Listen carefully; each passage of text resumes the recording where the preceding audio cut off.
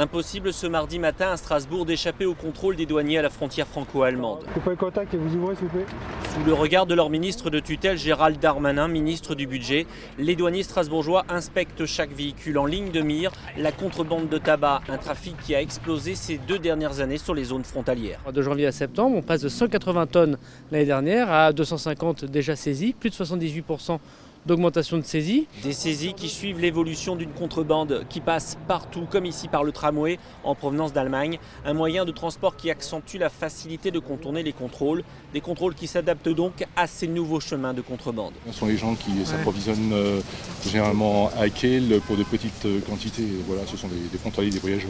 Mais des voyageurs qui ne respectent pas les 4 cartouches autorisées à chaque passage. Un trafic de fourmis qui condamne les buralistes un peu plus chaque jour. C'est ce qu'ils ont dit au ministre qui leur a promis d'agir au niveau européen. Notre sujet principal, c'est que la Commission européenne accepte l'idée que la lutte contre le tabac, c'est une lutte qui est européenne pour la santé publique et que nous devons avoir une fiscalité commune de tous les pays de l'Union. Des paroles que les buralistes comme Mustapha accueillent avec beaucoup de prudence. Parler entre la théorie et la pratique, on est loin.